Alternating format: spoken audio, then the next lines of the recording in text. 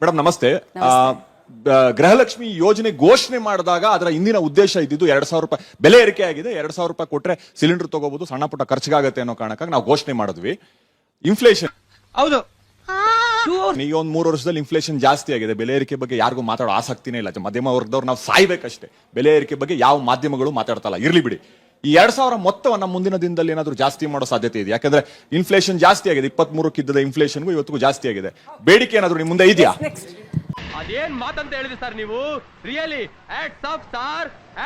S ಅಲ್ಲ, ಪ್ರಶ್ನೆ ಉತ್ತರ ತಗೊಳ್ಳೋಣ. ನೋಡಿ ಒಂದ್ ನಿಮಿಷ. ನಮ್ಮ ಎದುರುಗಡೆ ಅಂತೂ ಬೇಡಿಕೆ ಖಂಡಿತವಾಗ್ಲೂ ಇಲ್ಲ.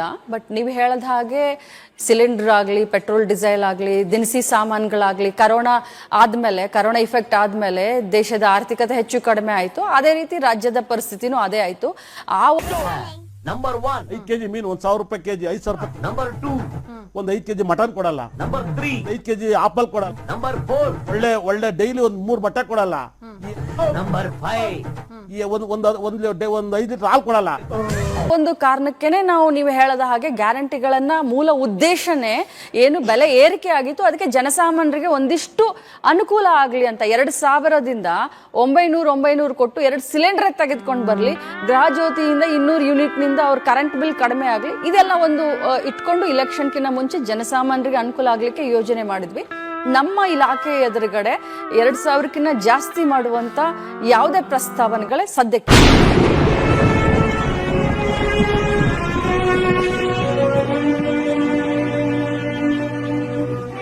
ನಿಮ್ಮ ಏನು 5 ಯೋಜನೆಗಳಿದೆ, ಈ ಗೃಹಲಕ್ಷ್ಮಿ ಯೋಜನೆ ಇದೆ, ಈ ಗೃಹಲಕ್ಷ್ಮಿ ಯೋಜನೆ ಏನಿದೆ ಇದು ಸಪ್ಪೆ ಆಗ್ತಾ ಇದೆ ಅನ್ಸ್ತಾ ಇಲ್ವಾ ನಿಮ್ಗೇನೆ? ನೀವು ಹೇಳ್ತಾ ಇರೋ ಅಪ್ಪಿ ಇದು ಯಾವ್ದೋ ಫ್ಲಾಶ್ ಬ್ಯಾಕ್ ರೆಬಲ್ ತರ ಅಂಬರೀಶ್ ಹಳೇದು, ಅಕ್ಕಿಲ್ಲ ಬೆಳೆ ಇಲ್ಲ, ಚಕ್ರ ಕತೆ ಇದಂಗಿದೆಯಲ್ಲ ರೀತಿ ನೋಡ್ತಾ ಇದ್ರೆ ನಿಮ್ಮ ಕೈ ಕಾಲನ್ನ ಕಟ್ಟಾಕಿದ್ದಾರೆ.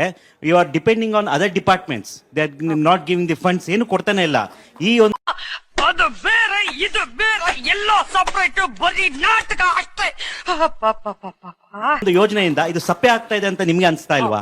ಯಾವ ರೀತಿ ಸಪ್ಪೆ ಅಂತ ತಾವೊಂದ್ ಸ್ವಲ್ಪ ಎಲಾಬ್ರೇಟ್ ಮಾಡ್ತೀರಾ?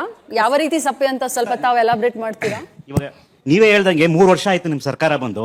ಇವಾಗ ಅಲ್ಲಿ ಸ್ಕ್ರೂಟಿನಿ ಏನಾಗ್ಬೇಕಾಗಿದೆ ಅಂತ ಅದು ಇನ್ನೂ ಸ್ಕ್ರೂಟಿನೇ ಸರಿಯಾಗಿ ಆಗ್ತಾ ಇಲ್ಲ. ಇವಾಗ ಏನಾಗ್ತಾ ಇದೆ ನೀವೇ ಹೇಳಿದ್ರಿ. ಒಬ್ಬ ಅತ್ತೆ ಸತ್ತಿರ್ತಾರೆ, ಅದು ಸೊಸೆಗೆ ಹೋಗ್ತಾ ಇರುತ್ತೆ ದುಡ್ಡು, ಅವರು ಇಲ್ಲಿಗಲ್ ಆಗಿ ತಗೊಂತಾ ಇದಾರೆ. ಆ ಇಲ್ಲಿಗಲ್ನೆಸ್ ಏನಾಗ್ತಾ ಇದೆ, ಮೊದಲನೇ ಸ್ಕ್ರೂಟಿನಿ ಮಾಡಬಹುದಾಗಿತ್ತಲ್ಲ ಡಿಕ್ಲೇರ್ ಮಾಡಿದ ತಕ್ಷಣ. ಈ ತರ ಎಷ್ಟೋ I just want to clarify this. ಯಾಕಂದ್ರೆ ಬಹಳ ಒಳ್ಳೆ ಪ್ರಶ್ನೆ ಕೇಳಿದ್ದಾರೆ. ಅಣ್ಣ ಸಖತ್ ಆಕ್ಟಿಂಗ್ ಮಾಡ್ತಿದ್ದೆ ಕಣ.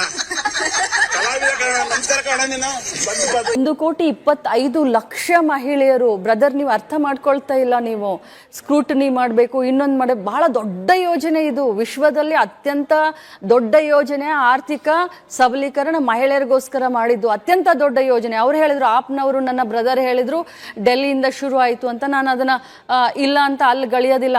ಬಟ್ ನೀವು ಇಷ್ಟು ದೊಡ್ಡ ಯೋಜನೆ ಯಶಸ್ವಿ ಆಗ್ತಾ ಇದೆ, ಪ್ರತಿ ತಿಂಗಳು ಹಣ ಹೋಗ್ತಾ ಇದೆ.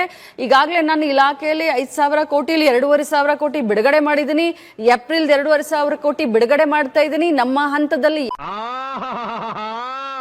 ಇದೊಂದೇ ಕಡ್ಲ ಈ ಕಾಗದಕ್ಕೆ ಒಳ್ಳೆ ವಿಷಯ ಅಂತ ನೀನ್ ಹೇಳಿದ್ದು. ಯಾವುದೇ ರೀತಿಯಾದಂತ ಪೆಂಡಿಂಗ್ ಇಲ್ಲ.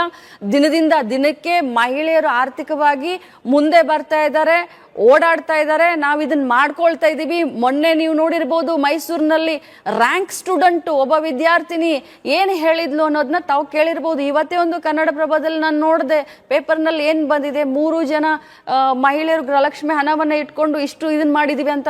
ದೇವಸ್ಥಾನ ಕಟ್ಟಿಸ್ತಾ ಇದ್ದಾರೆ, ಬಿಸ್ನೆಸ್ ಮಾಡ್ತಾ ಇದ್ದಾರೆ, ಆರೋಗ್ಯಕ್ಕೆ ಹಣ ಖರ್ಚು ಮಾಡ್ತಾ ಇದ್ದಾರೆ, ಶಿಕ್ಷಣಕ್ಕೆ ಹಣ ಖರ್ಚು ಮಾಡ್ತಾ ಇದ್ದಾರೆ. ಇಷ್ಟೊಂದು ಒಳ್ಳೆ ಯೋಜನೆಯನ್ನ ರಾಜ್ಯದಲ್ಲಿ ಪ್ರಥಮವಾಗಿ ನಡೆಸ್ಕೊಂಡು ಹೋಗ್ತಾ ಇದ್ದೀನಲ್ಲ, ನನಗೆ ಹೆಮ್ಮೆ ಇದೆ. ಕ್ಲಾಪ್ಸ್ ಹೊಡ್ರಿ, ಸುಮ್ಮನೆ ಕೂತಿರಲ್ಲ. ನಮ್ಮ ಅಜ್ಜಿಗೆ ಏಜ್ ಬಂದು 74 ಇಯರ್ಸ್. ಅವ್ರು ಇಲ್ಲಿಗೆ ಬರಕ್ ಆಗಲ್ಲ ಅಂತ ನಾನು ಬಂದಿದ್ದೀನಿ ಅವ್ರ ಪರವಾಗಿ. ಅವ್ರಿಗೆ ರೆಗ್ಯುಲರ್ ಆಗಿ ಬರ್ತಿಲ್ಲ. 1 ತಿಂಗಳು ಬಂದ್ರೆ 2 ತಿಂಗಳು ಬರಲ್ಲ, ಅಥವಾ ಅದರ ನೆಕ್ಸ್ಟ್ ಮಂತ್ ಬಂದ್ರೆ ತಿರ್ಗಾ ಬರೋದಿಲ್ಲ. ಈ ಒಂದು ಗ್ಯಾಪ್ ಕ್ರಿಯೇಟ್ ಆಗ್ತಿರೋದು ಏನಕ್ಕೆ? ನೀವು ಡೇಟಾ ಕಳಿಸ್ತೀನಿ ಅಂತ ಅಂತಿದ್ದೀರಲ್ಲ, ನೀವು ಕಳಿಸೋ ಡೇಟಾದಲ್ಲಿ ಅದೇನಾದ್ರು ಮಿಸ್ ಮ್ಯಾಚ್ ಆಗ್ತಿದ್ಯಾ? ನಿಮ್ಮ ಅಧಿಕಾರಿಗಳು ಏನಾದ್ರು ಸ್ಕಿಪ್ ಮಾಡಿ ಈ ತಿಂಗಳು ಈ ಬ್ಯಾಚ್ ಕಳ್ಸೋಣ, ಆ ತಿಂಗಳು ಆ ಬ್ಯಾಚ್ ಕಳ್ಸೋಣ, ಆ ತರ ಏನಾದ್ರು ಪ್ಲಾನ್ ಮಾಡಿ ಕಳಿಸ್ತಾ ಇದಾರಾ ಏನು ಅನ್ನೋದು ಪ್ರಶ್ನೆ ಮೇಡಮ್. ಇದು ಆಕ್ಚುಲಿ ಇಲ್ಲ ಆ ರೀತಿ ಏನಿಲ್ಲ. ನಾನು ಹೇಳದ್ನಲ್ಲ, ತಿಂಗಳಿಗೆ 2,500 ಕೋಟಿ ಹಣ ಹೊಂದಿಸೋದು ದೊಡ್ಡ ಯೋಜನೆ. ನಾನು ನೇರವಾಗಿಯೇ ಹೇಳಲಿಕ್ಕೆ ಬಯಸ್ತೇನೆ, ಇದರಲ್ಲಿ ಏನು ಮುಚ್ಚುಮರ ಇಲ್ಲ. ಸ್ವಲ್ಪ ಹೆಚ್ಚು ಕಡಿಮೆ ಆಗುತ್ತೆ, ಒಂದು 15 ದಿನ ಹೆಚ್ಚು ಕಡಿಮೆ ಆಗುತ್ತೆ, 20 ದಿನ ಹೆಚ್ಚು ಕಡಿಮೆ ಆಗುತ್ತೆ, ಒಂದು ತಿಂಗಳೇನು ಹೆಚ್ಚಾಗುತ್ತೆ.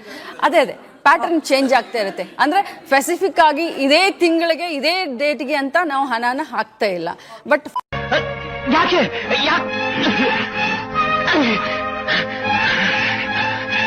ಫೈನಾನ್ಸ್ ಡಿಪಾರ್ಟ್ಮೆಂಟ್ ಬೆನ್ನು ಹತ್ತಿ, ನಿಮಗೆ ಗೊತ್ತಿಲ್ಲ, ನೀವು ಸರ್ಕಾರದಲ್ಲಿ MLA ಆಗಿನೋ ಇನ್ನೊಂದಾಗಿನೋ ನೀವು ಕೆಲಸ ಮಾಡಿಲ್ಲ, ಬಟ್ ನೀವೆಲ್ಲ ನಮ್ಮನ್ನ ಇಲ್ಲಿ ಕೂರಿಸಿದೀರಾ, ನಿಮ್ಮಿಂದ ನಾವ್ ಇಲ್ಲಿ ಕೂತಿದೀವಿ. ಆದ್ರೆ ಆ ಸಿಸ್ಟಮ್ ಹೇಗೆ ಕೆಲಸ ಮಾಡುತ್ತೆ ಅಂತ ನಮಗ್ ಗೊತ್ತಿರುತ್ತೆ. ನನಗಂತೂ ಈ ಜೀವನವೇ ಬೇಸರವಾಗಿ ಹೋಗ್ಬಿಟ್ಟಿದೆ. ನಾವು ಫೈಲ್ ಕಳಿಸಿದ ತಕ್ಷಣ ಫೈನಾನ್ಸ್ ಡಿಪಾರ್ಟ್ಮೆಂಟ್ ದವರು ಆಯ್ತು ತಕೊಳ್ಳಿ ಅಂತ ದುಡ್ಡನ್ನ ನಮಗೆ ಕೊಡೋದಿಲ್ಲ. ಆದ್ರೆ ನಾವು ಅದ್ರ ಹಿಂದ್ಗಡೆ ಬಿದ್ದು ಅವ್ರಿಗೆ ಇದನ್ ಮಾಡಿ ನಾವು ಹಿಂಸೆ ಕೊಟ್ಟು ತಗೊಳ್ತೀವಿ ಅನ್ನೋಂತ ಮಾತನ್ನು ಕೂಡ ಹೇಳಲಿಕ್ಕೆ ನಾನು ತಮ್ಮ ಮುಖಾಂತರ ನಾನು ಬಯಸ್ತೀನಿ. No comments. ಇಲ್ಲ ಸರ್. ನಿಮ್ಮ 6ನೇ ಗ್ಯಾರಂಟಿ ಬಂದು ಆಶಾ ಕಾರ್ಯಕರ್ತರು ಇವತ್ತು ಕೂಡ ಫ್ರೀಡಂ ಪಾರ್ಕ್ ನಲ್ಲಿ ಪದೇ ಪದೇ ಬಂದು ಧರಣಿ ಕೂತ್ಕೋತಾ ಇದ್ದಾರೆ. ಅದಕ್ಕೆ ಕಾರಣ ಏನು?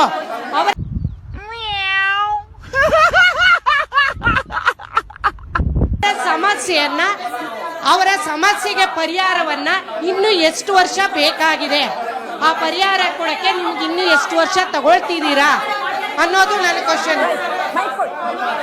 ಗೃಹಲಕ್ಷ್ಮಿಯರು ಆರಾಮಾಗಿದ್ದಾರೆ ಅಂತ ಹೇಳಿದ್ರಲ್ಲ ಇವಾಗ, ಅದಕ್ಕೆ. ತಮ್ಮ ಹೆಸರು? ಅಂಜನಗೌಡ ಅವರೇ, ಬಹಳ ಸಂತೋಷ. ನೀವೆಲ್ಲ ಮಹಿಳೆಯರು ನನಗೆ ಬಹಳ ಆತ್ಮೀಯರು ಅಂತ ನಿಮ್ಮ ವಿರೋಧಿಗಳೇನು ನಾನಲ್ಲ. ಆದ್ರೆ ತಮ್ಮ ಗಮನಕ್ಕೆ ನಾನು ತೆಗೆದುಕೊಂಡು ಬರಲಿಕ್ಕೆ ಹೋಗ್ತೇನೆ.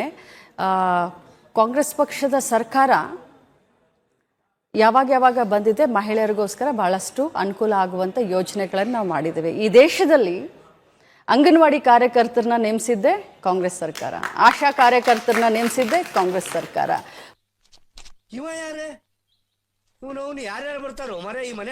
ಪಶು ಸಖಿಯರನ್ನ ನೇಮಿಸಿದ್ದೆ ಕಾಂಗ್ರೆಸ್ ಸರ್ಕಾರ, ಕೃಷಿ ಸಖಿಯರನ್ನ ನೇಮಿಸಿದ್ದೆ ಕಾಂಗ್ರೆಸ್ ಸರ್ಕಾರ. ಚೂಸ್ ಮಾಡಿ ಮಹಿಳೆಯರಿಗೆ ಈ ಜವಾಬ್ದಾರಿಯನ್ನ ಕೊಟ್ಟಿದ್ದೀವಿ. ತಮ್ಮ ಗಮನಕ್ಕೆ ಹೇಳಲಿಕ್ಕೆ ಬಯಸ್ತೇನೆ, ಅಂಗನವಾಡಿ ಕಾರ್ಯಕರ್ತರಿಗೆ ಕೇಂದ್ರ ಸರ್ಕಾರ ಬರೀ 2,500 ರೂಪಾಯಿಯನ್ನ ಕೊಡುತ್ತೆ, 9,500 ರೂಪಾಯಿಯನ್ನ ರಾಜ್ಯ ಸರ್ಕಾರ ಕೊಡುತ್ತೆ, ಅದು ಕಾಂಗ್ರೆಸ್ ಸರ್ಕಾರ. Misunderstanding, it happens. ಕೆಲವರು ಆಶಾ ಕಾರ್ಯಕರ್ತರಿಗೂ ಕೂಡ ನಮ್ಮ ಸರ್ಕಾರನ, ನಾವು ಆಶಾ ಕಾರ್ಯಕರ್ತರನ್ನ ನೇಮಿಸಿದ್ದು ಕಾಂಗ್ರೆಸ್ ಪಕ್ಷದ ಸರ್ಕಾರ. ಮತ್ತು ಆಶಾ ಕಾರ್ಯಕರ್ತರಿಗೆ ಯಾವಾಗ ಹಣವನ್ನ ಜಾಸ್ತಿ ಮಾಡಿದೆ, ಗೌರವ ಹಣ ಅಂತ ಹೇಳಿ, ಗೌರವ ಧನ ಅಂತ ಹೇಳ್ತೀವಿ ನಾವು ಅವ್ರಿಗೆ, ಇನ್ಸೆಂಟಿವ್ ಗೌರವ ಧನವನ್ನ ಹೆಚ್ಚಿಗೆ ಮಾಡಿದ್ದು ಕಾಂಗ್ರೆಸ್ ಸರ್ಕಾರ. ಹೋದ ವರ್ಷ ಬಜೆಟ್ ನಲ್ಲಿ ನಾವು 2,000 ರೂಪಾಯಿಯನ್ನ ಹೆಚ್ಚಿಗೆ ಮಾಡಿದೀವಿ. ನಮ್ಮ ಗ್ಯಾರಂಟಿ ಏನು, ಕನಿಷ್ಠ ಅವರ ಪೇಮೆಂಟ್ ಅಂತ ಅದು 14,000 ಚಿಲ್ಲರೆ ಆಗುತ್ತೆ. ಈಗಾಗಲೇ ಅವ್ರಿಗೊಂದು 12,000 ಬರ್ತಾ ಇದೆ. ಮುಂದಿನ ವರ್ಷ ನಾನೇ ಅದಕ್ಕೆ ಬೆನ್ನು ಹತ್ತಿದ್ದೀನಿ. ಅಂಗನವಾಡಿ ಕಾರ್ಯಕರ್ತರಿಗೆ, ಸಹಾಯಕರಿಗೆ, ಆಶಾ ವರ್ಕರ್ಗೆ ಮಧ್ಯಾಹ್ನ ಬಿಸಿ ಊಟ ಅಡಿಗೆ ಮಾಡ್ತಾ ಇರುವಂತವ್ರನ್ನು ಕೂಡ ಕಾಂಗ್ರೆಸ್ ಸರ್ಕಾರನೇ ಮಹಿಳೆಯರು ನೇಮಿಸಿದೆ. ಇವ್ರಿಗೆಲ್ಲರಿಗೂ ಕೂಡ ಮುಂದಿನ ಬಜೆಟ್ ನಲ್ಲಿ 2,000 ಏರ್ಸಿದ್ರೆ ಅವರ ಕನಿಷ್ಠ ವೇತನ ಅವರಿಗೆ ಅನುಕೂಲ ಆಗ್ತಿದೆ. ಅದಕ್ಕೆ ನಾನ್ ಇನಿಷಿಯೇಟಿವ್ ತಗೊಳ್ತೀನಿ. ಬಟ್ ತಮ್ಮ ಹೂ ಸ್ಟಾಪ್ಡ್ ಯು, ನಿಮ್ಮನ್ನ ತಡೆದಿರುವವರು ಯಾರು ಗಮನಕ್ಕೆ ತರಲಿಕ್ಕೆ ಬಯಸ್ತೇನೆ. ಇಲ್ಲಿ ಸುಮಾರು ಜನ ಬಿಜೆಪಿಯವರು ಇದ್ದಾರೆ. ತಮ್ಮ ಸರ್ಕಾರ, ನನ್ನ 3 ವರ್ಷದ ಕಾಂಗ್ರೆಸ್ ಪಕ್ಷದ ಸರ್ಕಾರ ಬಹಳಷ್ಟು ಚೆನ್ನಾಗಿ ನಾವು ಸರ್ಕಾರವನ್ನ ಕಾರ್ಯಭಾರವನ್ನ ನಿರ್ವಹಿಸಿದ್ದೇವೆ. ಕಳೆದ ಬಾರಿ ತಮ್ಮ ಸರ್ಕಾರ ಏನಿತ್ತು, 4 ವರ್ಷದಲ್ಲಿ ತಮ್ಮ ಸರ್ಕಾರ ಏನಿತ್ತು, ಅದು ಬಿಟ್ಟು ಹೋದಂತ 2.5 ಲಕ್ಷ ಕೋಟಿ ರೂಪಾಯಿ, ಏನು 2.5 ಲಕ್ಷ ಕೋಟಿ ಅವೈಜ್ಞಾನಿಕವಾಗಿ ಟೆಂಡರ್ ಅನ್ನ ಮಾಡಿ ವರ್ಕ್ ಆರ್ಡರ್ ನ ಕೊಟ್ಟು ಬಜೆಟ್ ನಲ್ಲಿ ಘೋಷಣೆ ಮಾಡದೇ ಇರುವಂತ ಕೆಲಸಗಳಿಗೆ 2.5 ಲಕ್ಷ ಕೋಟಿ ಟೆಂಡರ್ ಮಾಡಿ ವರ್ಕ್ ಆರ್ಡರ್ ಕೊಟ್ಟಿರೋದಕ್ಕೆ ಇವತ್ತು ರಾಜ್ಯದ ಆರ್ಥಿಕ ಪರಿಸ್ಥಿತಿ ಹೀಗಿದೆ. ಸಿದ್ದರಾಮಯ್ಯನವರು ಇರೋದ್ರಿಂದ ಅದನ್ನ ಹೊಂದಿಸ್ಕೊಂಡು ನಾವು ಮಾಡ್ತಾ ಇದ್ದೀವಿ.